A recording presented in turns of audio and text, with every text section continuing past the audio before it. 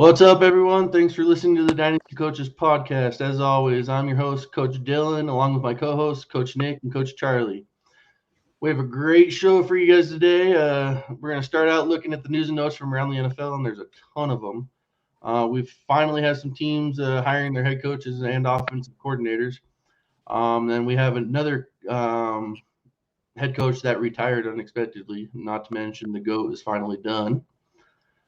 Then we're going to look at, for our Dissect That Team segment this week, the Cincinnati Bengals.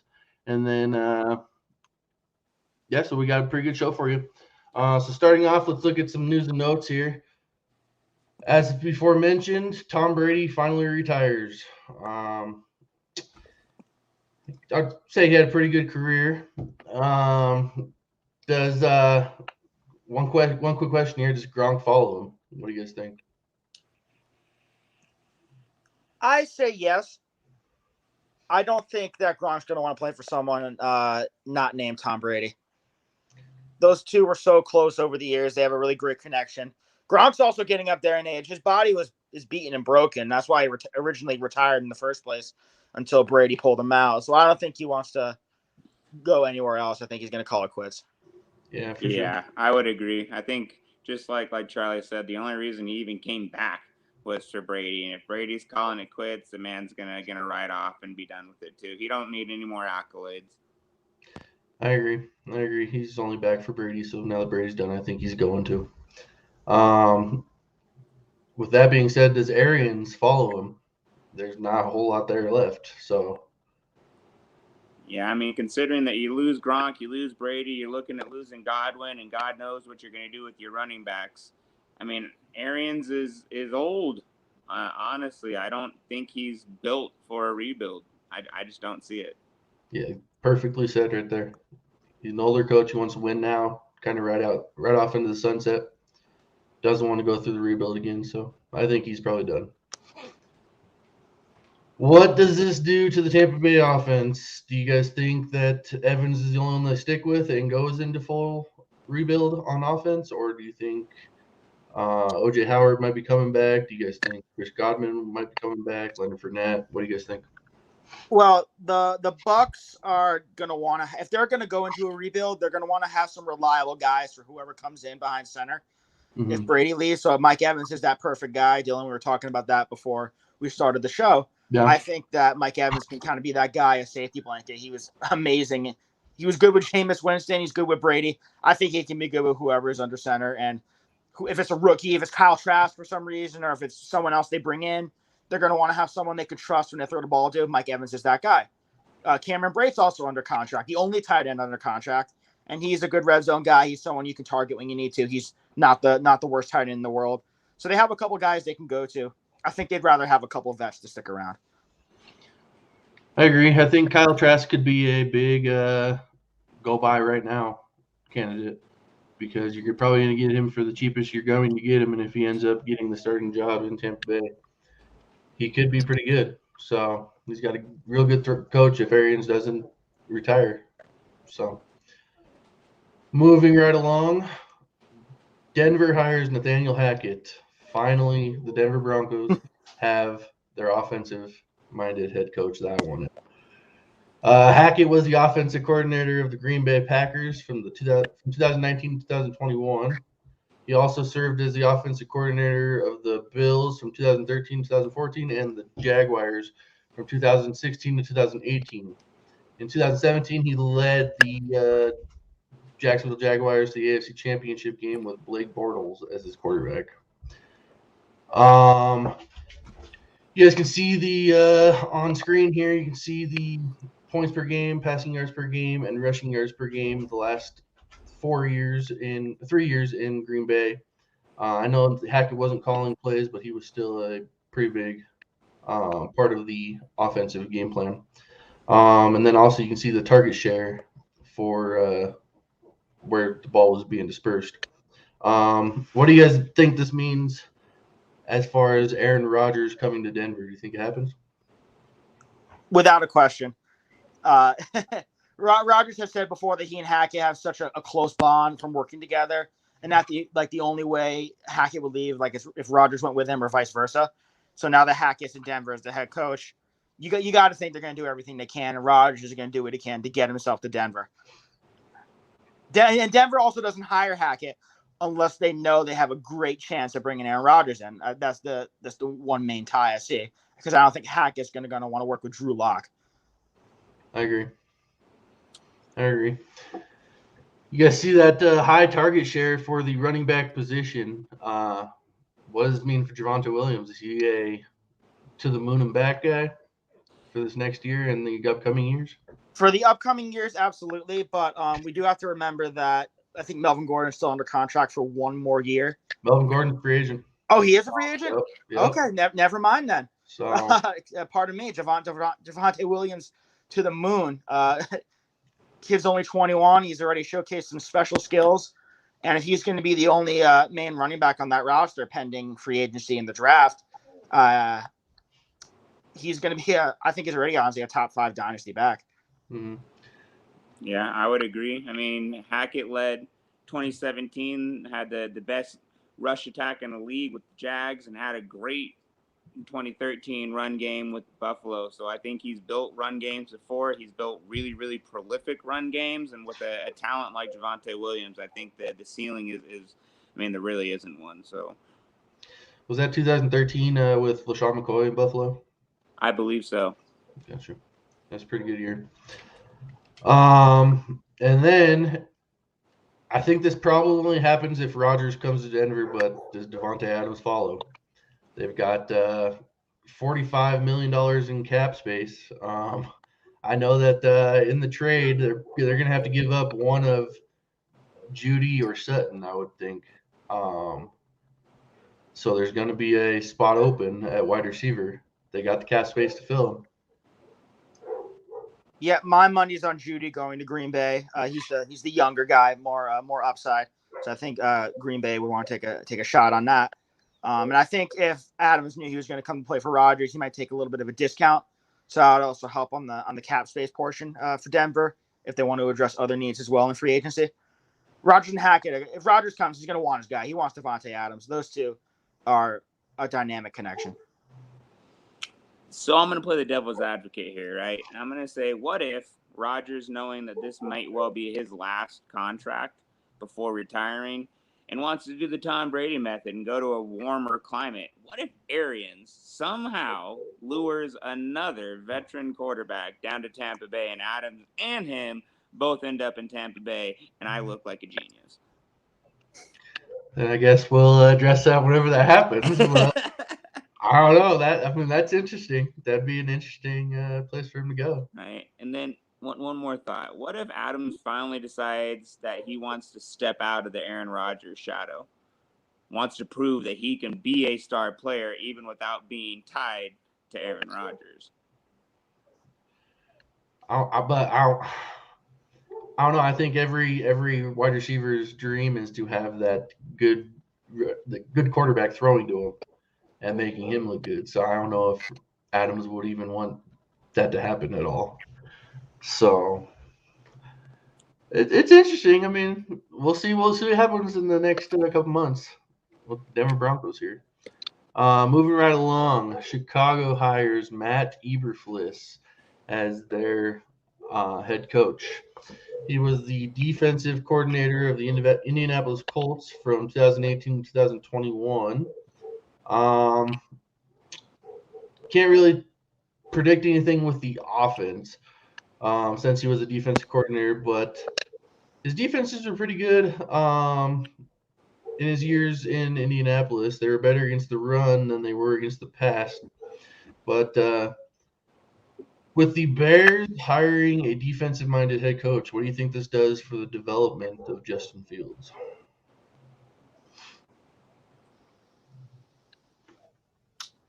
Nick? So I actually did write that he doesn't have a lot of offense experience. What the developmental effects are going to be on Fields, it's hard to say. I wrote down just a little caveat here, right? Maybe somebody that they bring in. I forget. Do they have an OC in place right now? They brought in Luke Getsy, the Packers QB coach. Yeah, that's the Packers QB coach. Oh, well, I can't argue with that. I had actually wrote down Pep Hamilton as a possible OC to bring in, or Mike Kafka, but there you go. That'll work too. So I think he's going to leave that himself out of that and leave the experts to run Fields, because he knows and should know that he doesn't have the experience to try to develop a quarterback. Now, who knows? Maybe he finds something, but his experience has always been in defense. He was a great linebackers coach, and like you said, he was a big part of developing that Colts core that had no 100-yard rushers. I mean, it was a great run-stopping defense. So I think he sticks to what he's good at and allows his OC to manage the QB. Yeah, I agree. All right, moving right along here. New York Giants hired Brian Dabel as their head coach. Dabel was the offense coordinator of the Buffalo Bills from 2018-2021. He also was the offense coordinator of the Browns from 2009-2010, the Dolphins in 2011, and the Chiefs in 2012. He worked wonders with Josh Allen and the development of Josh Allen in Buffalo. Do you guys think that he sticks with Daniel Jones and finally we can maybe see what Daniel Jones has, or do you think they go in a different direction and draft or go after one of the free agents? Well, as a Giants fan, I can say that from what I've been hearing from like beat writers and reporters, that they're gonna give Daniel Jones one last shot here in 2022 to sort of be that guy. Also kind of out of necessity because they're in cap hell and they can't really go out and get anyone else, and they have way more pressing needs on the offensive side of the ball, especially the offensive line, to be using a early draft pick on a QB in a weaker class. And like you said, we saw what Brian Dabel did with Josh Allen in Buffalo, and Daniel Jones is obviously not as good as Josh Allen, but he has some of the same two-way potential. So maybe he can make him into a more competent quarterback. I'm cautiously optimistic. Daniel Jones might be a good buy low guy for fantasy, for Dynasty, if he ends up, being a success in 2022. And if he's not as good in 2022, then you go and get your guy in 2023. It's no hair off their back. Mm-hmm. Dabel's a good offensive coordinator. He knows what he's doing. So the Giants made the right hire, in my opinion. Yeah, he was one of my top offense-minded head coaches I would like to have seen come to the Broncos. So I think it's a great hire for him. You guys can see from the graphic there, the running back position is typically using a committee approach. 3 of the 4 seasons as Buffalo's offensive coordinator, 2 running backs received 100 plus carries. So I like to use that committee approach. You guys think that this hurts Saquon Barkley, or do you think that Barkley is just the supreme talent that's going to hold out to any other running backs on the roster? Barkley's a premium talent that the Giants spent premium capital on to be their guy. The situation in Buffalo was a little different, where they kind of they had a couple mid-round guys that they found, in Singletary and Moss, that they were kind of using a back-and-forth committee approach. But here, Saquon Barkley's been the guy. He's the main man. The only other guy in that locker room is Devonte Booker, and I can't see the Giants giving Devonte Booker 40 to 50% of the carries to share with Saquon Barkley. Because when he's healthy, Saquon Barkley is supposed to be one of the better running backs in football. Mm-hmm. For sure. What about the weapons? You got last episode you mentioned you thought that Sterling Shepard was probably going to be a free agent, but you got Golladay, you got Tony. Yeah, Sterling Shepard's under contract, but I think he's going to get cut to free up salary. Gotcha. Because he's been often hurt. So yeah, but I love this for Kadarius Toney. Mm-hmm. So much. I'm hoping that they kind of adopt a little bit of the Dabel Samuel mold, because Kadarius Toney can operate out of the backfield, and he's obviously a good receiver. Again, injuries are just the one concern. The Giants have had so many injuries. They've actually been the most injured team in the NFL since 2009, which is brutally bad. Yeah. And they actually got rid of a couple of their strength and conditioning guys, I think yesterday. So there's going to be some new faces there. Hopefully they'll figure something out. But I like it for Tony. And I mean, you can't get any worse than what Kenny Golladay had this past year. So there's a natural room for improvement there as well. Yeah. You guys don't have any other tight ends because Evan Ingram's a free agent. I don't think Rudolph will be back. Rudolph is not going to play for the Giants. So you guys got Caden Smith, right? Or the only yeah, one? I think they're going to probably get a tight end in the draft. Yeah. In the middle rounds because there's no premium tight end talent. Yeah. That you need to go out and get pretty early. So I think they can wait. They'll try to bring Evan Ingram back, but I'm not going to count on that because I think he could get paid elsewhere. Yeah. I think he's probably gone. I think he needs a new fresh start. I agree. So next news item here, the Las Vegas Raiders hired Josh McDaniels as their new head coach. Came out of nowhere. Just seemed like we got the report that they were going to give him a interview, and then next minute he's hired. So kind of the spur of the moment thing. McDaniels obviously was the offense coordinator of the Patriots from 2005 to 2008, and then from 2012 to 2021. He was the head coach of my Denver Broncos from 2009 to 2010, and then the offense coordinator of the Rams in 2011. I guess the number one thing would be, what does this do for Derek Carr? Do you think that they keep him or go a different direction? I think they're going to stick with Carr. Not a lot of options unless they were to somehow lure Aaron Rodgers over, which not likely he's going to Vegas, in my opinion. Unless they made a trade for Deshaun Watson. I know, Dylan, you mentioned that earlier before we got on. Mm-hmm. You can't really rule anything out. But I think Carr is probably a safer option to stick with Carr and then use the draft assets you have to improve around him if you see fit. So I think Carr will be the quarterback next year, and I think he'll be a good fantasy player as well. It could be a low-end QB1 maybe, because McDaniels has traditionally been pretty good for his quarterbacks, although he did have Brady for a long time. So yeah. Nice. It's nice having the best quarterback ever. Yeah, really builds the resume. Yeah. Facts.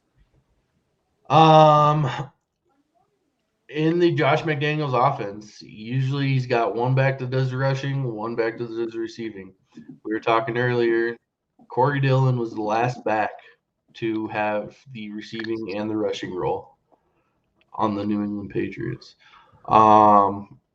Josh Jacobs finally got the receiving role this past year. Do you guys think this is now taken away from him, or do you think that Jacobs proved that he can do it and McDaniels gives him the shot? I think unfortunately, we're going to see a little more Kenyon Drake than we like.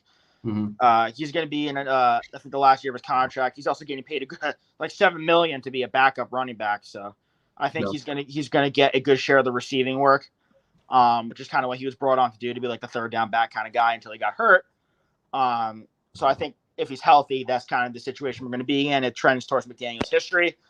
So I think he's kind of going to want to stick with the tried and true and what works. So I think Jacobs is going to be more of a 2-down back, which kind of sucks because I like Josh Jacobs. He can be a 3-down back in the NFL. But, it's what the coach prefers. So McDaniels likes to stick with his formula. Yeah, I agree. Only one receiver has received 100+ targets in three of the last 4 seasons in New England. Typically, that is the slot receiver. Hunter Renfrow is a pretty good slot receiver in Vegas. Do you think this helps Renfrow, Nick, or do you think it helps a different weapon? No, I think it absolutely helps Renfrow. I think Renfrow has gone out and proven that he's everything that anybody who ever put any stock of faith in him, that he is what he is, right? He came out and absolutely blew up and has been consistent. I think it's going to absolutely help, and I think it helps your tight end too. I forgot his name, but Darren Waller. Thank you, Darren Waller. Yes, I think it helps him as well. But yeah, no, it absolutely helps Hunter Renfrow. He typically goes with 2 tight end sets also. Watch out for Foster Moreau. Yeah, I was going to say, do you think Foster Moreau is a sleeper here? So All right, and then on the flip side here, what do you guys think the impact is on the Patriots? I think it's more minimal than we think. Yeah. Belichick always has a huge hand in things. He knows what he's doing. He has his guys.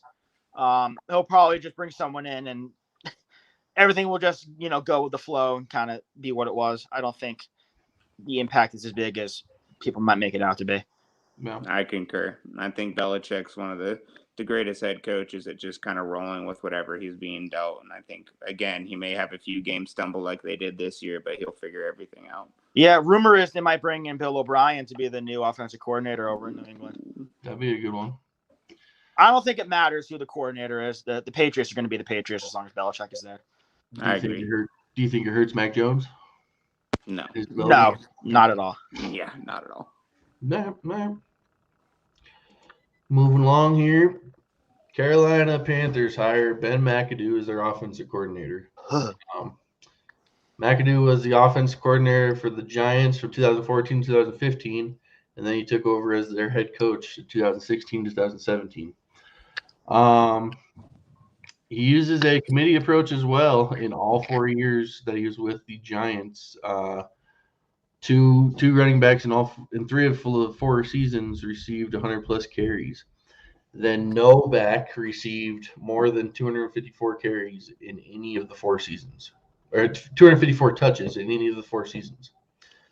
2018, Christian McCaffrey received 343, and 2019 he received 429 touches. Does this hurt McCaffrey? Is with the emergence of Chuba Hubbard, and McCaffrey's injury history the last couple seasons, what happens with McCaffrey? Yeah, I want to be mad about this, but at the same time, the fact that the man can't keep himself on the field is killing my fantasy team and everybody else who went out and spent draft capital to get this kid. So I'm okay with conceding some touches if he can stay on the field all season. If that's the outcome, right, then the ends justify the means. I'm totally okay with that if it keeps CMC healthy. Yep. I absolutely agree. We also got to remember when Ben McAdoo was a Giants OC and head coach, he never had a premium talent at the running back position that Christian McCaffrey is. I think purely for, like Nick said, for load management and for injury concerns, if Chuba Hubbard just gets a few more touches here and there to keep McCaffrey light on his feet, then that's fine. Because you're still gonna have fantasy owners, fantasy managers spending premium draft capital, maybe not really early, but in the mid first round on Christian McCaffrey to be an RB1. So as long as you're keeping him out there and, not overworked like he has in the past where he's getting almost 350 carries or touches or whatever, the healthier he can be, the better, basically. And if that means giving Chuba Hubbard a little more, that's fine. Not an issue. Yeah, I kind of liken it to those first years of Ingram and AK down there in New Orleans. Yeah, for sure. Do you think this helps the receiving weapons there? DJ Moore, Robbie Anderson, Terrace Marshall. 2 receivers had over 100 targets in 2 of 4 seasons, and Odell Beckham is the only receiver there that had 1,000-plus yards in the 4 years. If you think it helps them, who does it help the most, and who does it hurt the most? That's going to help DJ Moore. Because it seems like in Ben McAdoo offensive systems, it's going to be that one alpha who's going to have the lion's share of the targets. And in New York, that was obviously Odell Beckham. And in Carolina, that is clearly 110% DJ Moore. He's going to benefit the most as long as Ben McAdoo can kind of figure out the QB situation. Because when Ben McAdoo was the Giants offensive coordinator, Eli Manning was coming off his worst year as a pro. But he kind of worked with Manning, fixed some of his mechanics, and Eli threw for a career high in touchdown passes that year and threw for over 4,000 yards. So I think if he can do a little work with Sam Darnold or whoever the Panthers decide to bring in, if they want to bring in a replacement, that QB can perform at least a moderate level, and that in turn will boost DJ Moore up to, I think, wide receiver 1 status for Dynasty and for fantasy.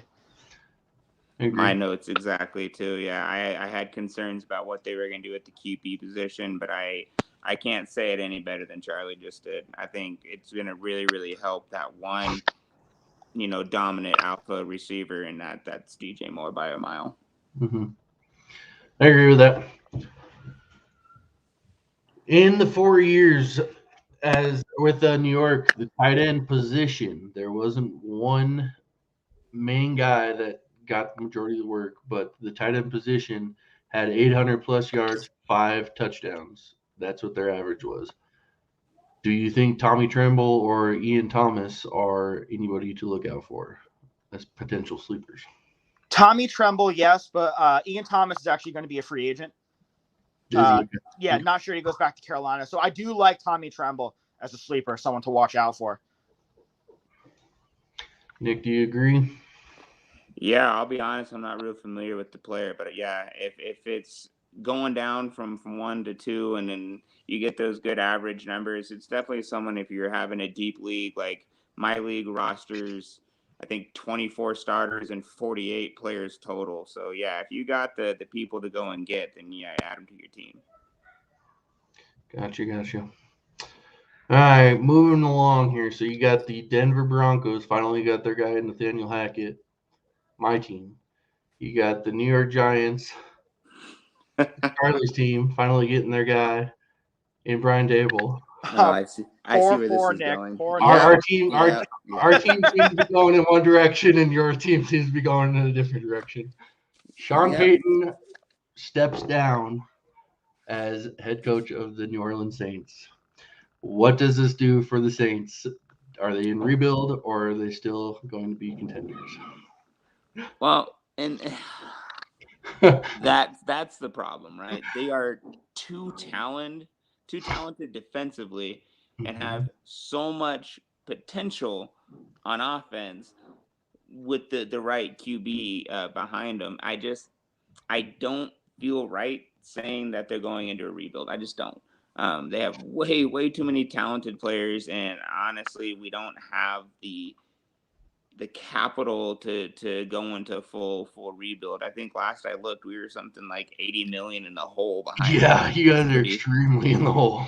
Pretty bad. I mean, Sean Payton might be the greatest thief of all time. He racked up 80 million in debt and then just walked away from it. No one's gonna stop him. So, I don't know.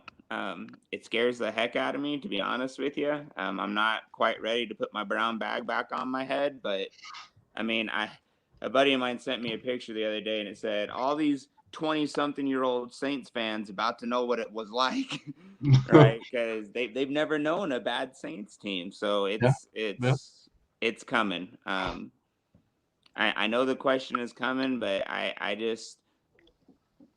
don't think we're in full rebuild. I think someone is going to come in and try to run this team to the Super Bowl, maybe not Super Bowl, but playoffs. One more, maybe 2 more tries before they decide to say to heck with it, write out a couple contracts for as long as they can afford to, and try to get out from underneath this cap number a little bit. And I have some other notes, but I'll let you ask your questions. So here's my thing. Like you said, there's a lot of talent on both sides of the ball, so I doubt they're going to commit to any tear down. What do you do at the quarterback position? Because it's clear, like we talked about it before. Obviously, they kind of have the committee approach because guys were getting hurt, and just it didn't work with Taysom Hill, with Ian Book, with whoever else, Jameis. It was working though. It was working. And Trevor Siemian. That's right. Thank you, Trevor Siemian. I knew I was missing somebody. Is Jameis still under contract? I don't think so. No, he's a free agent. He was again. A 1 year and with the cap space, this compounds the issue. How do you solve that? Because that's the most glaring hole. If you can get someone mildly competent to man the quarterback position, the outlook's a lot higher on the Saints for me. Because they have weapons. That's not a question. Yeah. If the offense can carry some of the weight, the defense is good enough to help. Yeah, and my initial thought, right, was, all right, cool. We'll bring Jameis back, right? Team-friendly deal. He wants to be here. He's gotten used to the people here. He knows he can win with his team. Maybe he takes a really backloaded deal because let's face it, that's the Saints' MO. We backload everything and then worry about it, when our coach retires.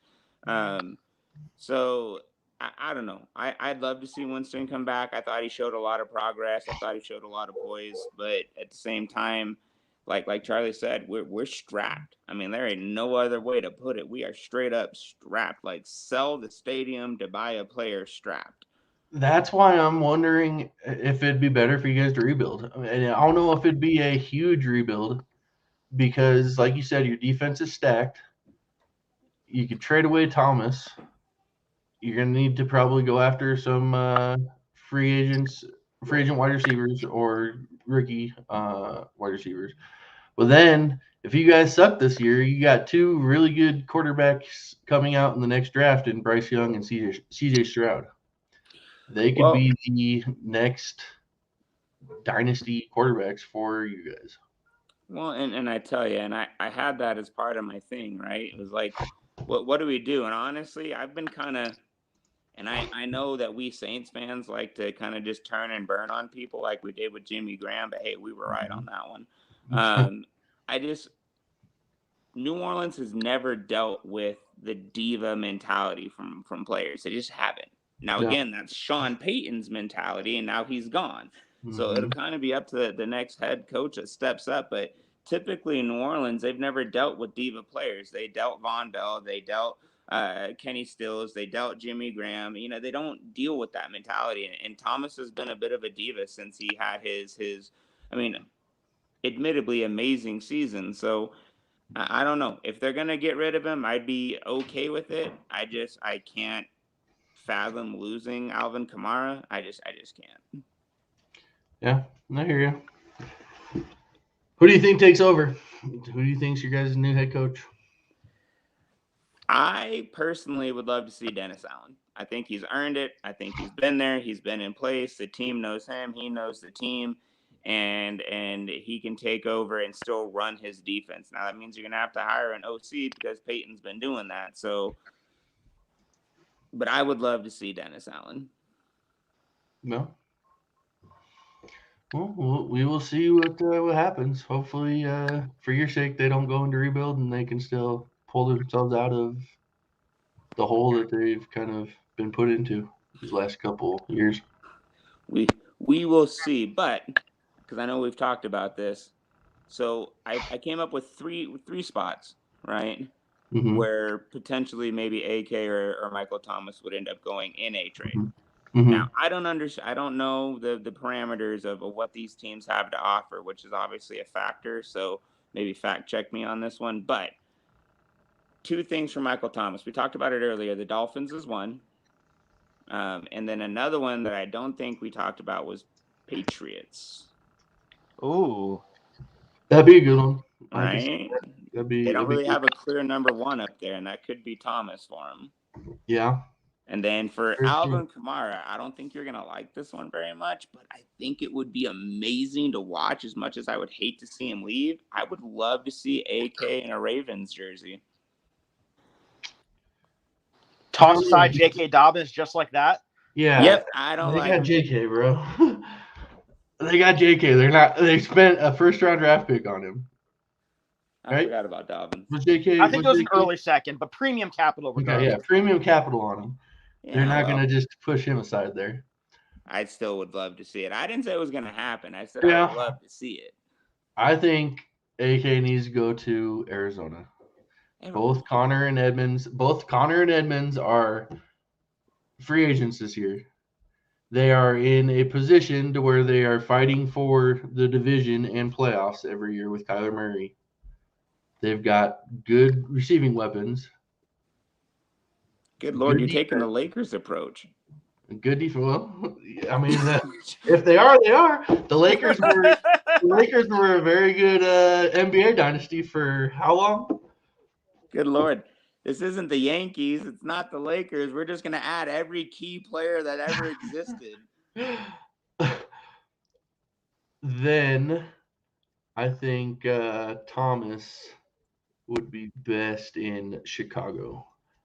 I think Darnell Mooney profiles as a great number 2 wide receiver. Get Justin Fields, the sure-handed Michael Thomas, to help in his development. So that's fair. Yeah. I still like Kamara for the Dolphins. I know we talked about that before, but I think Tua could use that reliable safety blanket guy he can dump the ball off to when he needs to, because the Dolphins don't have one of the better offensive lines out there. So if they don't address that, Tua's going to be under a lot of pressure, and Kamara can make things happen out of the backfield, as we all know.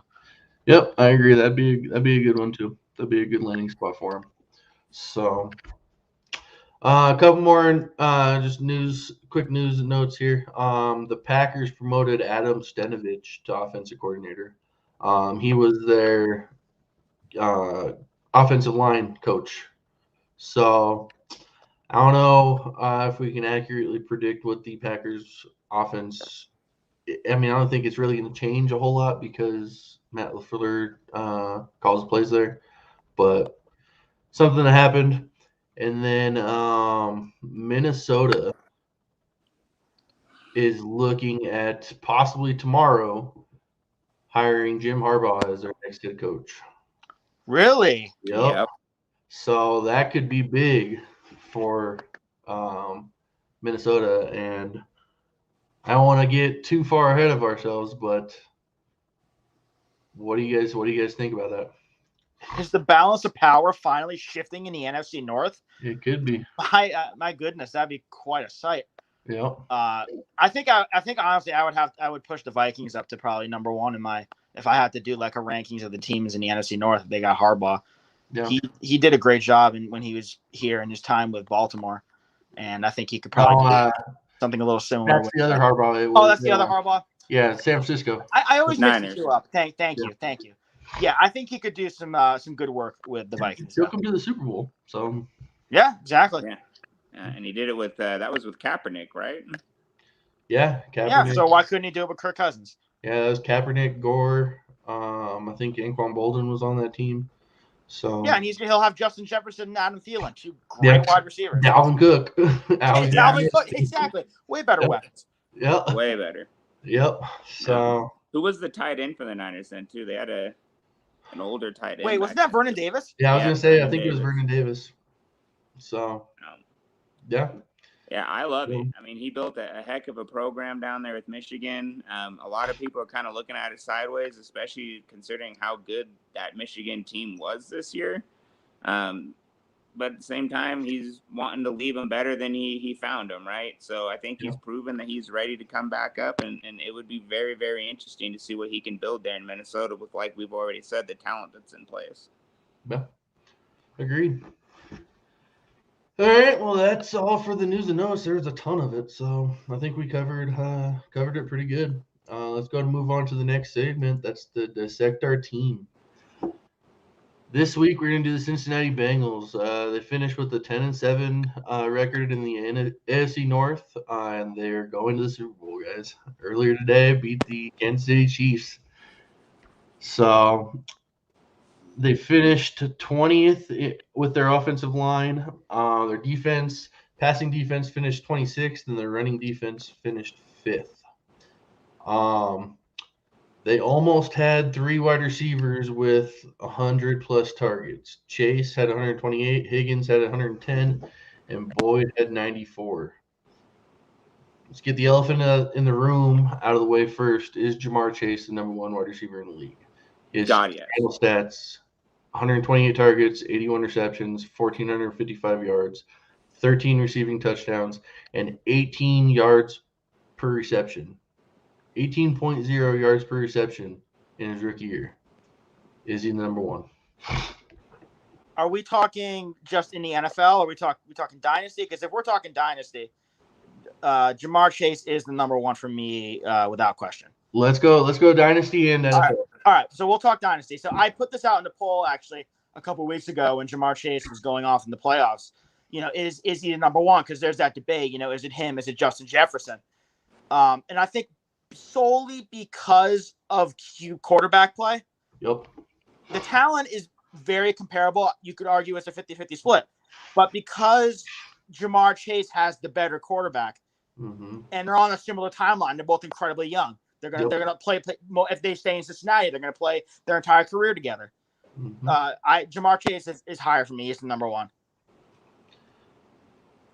Joe Burrow is superior in every way to Kirk Cousins. I agree 100%. And who knows, Kirk Cousins might not even be with Minnesota next year. Exactly. There's been a lot of talk of trading him. So I said many of the same things that Charlie just said too when he had that pull up. I saw a lot of people saying the same thing, man.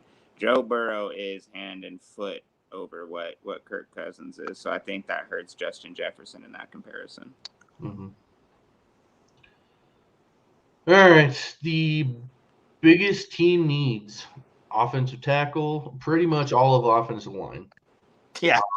They need to keep Burrow up. He was sacked 9 times against the Tennessee Titans last week in one game, and then 51 times this season total. They also need a cornerback, tight end, defensive line, edge, and safety. We'll start with the pending free agents that they have that they need to re-sign from their teams. Do you guys have anybody? Jesse Bates, 110%. Yep. Because their secondary is already an issue, and Jesse Bates, even though he had a bit of a down year this year, he only had, I think, 80 to 90 tackles, down from his usual career average. He won the game today. Right. Yep. Again, he still makes plays. He's a playmaker. Yep. He's the best player on that defense. I think he's the quarterback of the Bengals defense. He may play safety, but he's the guy. He controls everything. Yep. They need to bring him back. He's only 25. His prime's still ahead of him, as far as I'm concerned. He's got at least 4 or 5 really good years of play left, if not elite level play. Mm-hmm. He's going to cost a bit of money, but that's going to be worth every cent. Oh, yeah. And another guy, can't believe I'm saying this, BJ Hill, got traded from the Giants at the beginning of the year. So, of course, that means he has to play well with the Dave Gettleman curse. He had 5.5 sacks, 12 QB hits, 50 tackles, all career highs. Really, really good against the run. Great run stopper, which is kind of more the need, I think, on that defensive line, because they already have a decent pass rusher in Trey Hendricks. Mm-hmm. So I think if they can bring back BJ Hill, he shouldn't cost too much. He can beef up that interior. Yeah. Oh, yeah. Because they do need D tackles. Yeah, another tackle to think about is Riley Reif. Yeah. And then that being said, and the money you're going to have to spend on Bates and you're going to have to spend on your offensive line, I know that it's a pretty decent tight end market this year, but I think that you take the hometown deal, you take the guy who did good for you this season, who has openly stated that he dreams to stay in Cincinnati and would be willing to take a hometown deal to stay there, and you sign CJ Uzomah and be done with it. My only thing is, did CJ Uzomah tear something in his leg today? Oh, I didn't see that. He did get hurt. He had to leave the game. He got carted off of the game. So he might have tore something, which is going to probably have him sitting out for at least some of the season next year. Their other tight end, I believe, is Drew Sample. Do they go out and get a cheap tight end to fill in for Uzomah, or do you think that they just ride it? I mean, they didn't. Oh, I'm sorry. Go ahead, Nick. No. I mean, I was going to say, I don't think they really with the 2 wide receivers you have, I don't think you have to worry about your tight end position tearing up the middle of the field. He's not Travis Kelce. You know what I mean? Mm-hmm. He's not Zach Ertz. Yeah. So realistically, I think you could ride it out, would be my opinion, especially depending if you could use this injury to lever him into an even more team-friendly deal. I think you just ride it out and play your cards. I was going to say the exact same thing, Nick. Well put. For sure. I got one for you. Interior defensive lineman Larry Ogunjobi. Yeah, Ogunjobi. 7 sacks, 49 tackles, 12 tackles for a loss, and 16 QB hits. Their defensive line is taking a hit in free agency, so they need to. He'd be a good one to get back because he played pretty good for him this year. So we'll move on to targets in free agency. I'll go first here. Offensive tackle Teron Armstead. I know he's coming from your Saints, Nick. Yeah, but we can't afford to keep him. Yeah.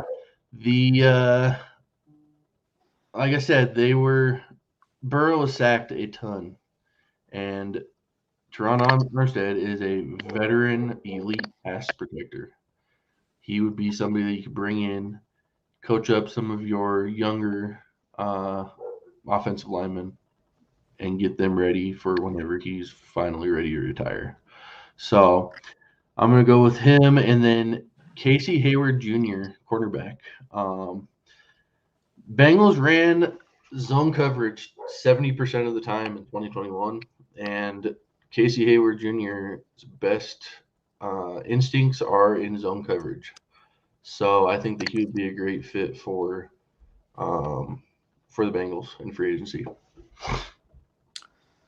So I would point out the Bengals have plenty of cap space. They have Spotrac has them as just over 56 million in cap, so they got plenty of money to work around, re-sign their own guys, and get their needs. That being said, offensive line. Joe Burrow needs to have time in the pocket, and we saw how good he was even when he's under pressure. Imagine if you give him a functioning offensive line. It's fun to think about. So I have them actually targeting Orlando Brown, tackle right now for the Chiefs. That'd be a good one. Who was really good this year, only allowed 4 sacks. PFF had him at a 74.6 grade. Very solid, great in pass protection, road grader for run blocking, helpful for Joe Mixon. He'll cost a pretty penny, but I don't think he might not cost as much as someone like Teron Armstead. So it might be better to fit in the budget. And I would also like to mention Ryan Jensen, who's going to be a free agent. Really good center, only allowed 1 sack this year. He's a road grader. He's better in the run game than pass protection, but he's still a solid pass protector. He helped keep Brady on his feet this year. He can do the same with Burrow. Yeah, Ryan Jensen went to my college, so shout out to CSU Pueblo. So, Nick, you got some? No, I mean, you guys took all the names out of my mouth. I went really, really offensive line heavy because we all saw the same thing that everybody else saw, which was Joe Burrow with way too many grass stains on the back of his jersey. So, I said the same things. I said I went with Tampa Bay's guy. I went with my own people, even though I hate to say it, but we can't afford to keep the man, and he's way too good to be sitting around there for very long. I think he could bring a lot of talent to that team. And then obviously I kind of fell in love with Azuma this year. He's kind of my sweetheart for the fantasy season. So I'm really, really high on them re-signing him. Yeah, for sure. He was good. I mean, pretty good red zone target for him, 5 touchdowns. So, all right, let's go ahead and move on to targets via the draft. I know the picture up there says anywhere between 29th and 32nd, but with them winning, it's going to be 31 or 32. Charlie, go ahead and go first on. Actually, we'll go ahead and have Nick go first here on this one. So my initial thought was a little bit lower in the draft than obviously where they're going to fall now. So that's kind of changed. But I had him targeting Trevor Penning, offensive tackle out of Northern Iowa. I mean, the kid is absolutely a monster. He's 6'7", 320, and can still move like he's not 6'7" and 320. I mean, it would just be incredible to have him paired with, like you said, a vet that comes in and maybe helps out getting the new guys, the rookies, up to speed there. I thought he would be an amazing pick for an O-line that needs help. I would like to mention Darian Canard, who is an absolute freak of nature, 6'5", 345, ridiculous size. He has really good athleticism and agility. He's able to react fast to any stunts that might be pulled. He has good athleticism, so he makes up for lost ground. If you look at the tape, and he's got good footwork, so he can keep up with guys on the edge, and he also has the ability to plug inside. We also do have to remember that Jonah Williams is already installed in that Bengals O-line as the left tackle, I believe. So he's already there. There's 1 starter, but they still need 4 guys. So another guy I had an eye on was Zion Johnson, guard out of Boston College. Might be someone you can get in the 2nd round if he falls. It's a very deep offensive line class. He's a good zone run blocker, and he's improved a lot in pass protection this year. So I think he's someone that they should look at as well. For sure.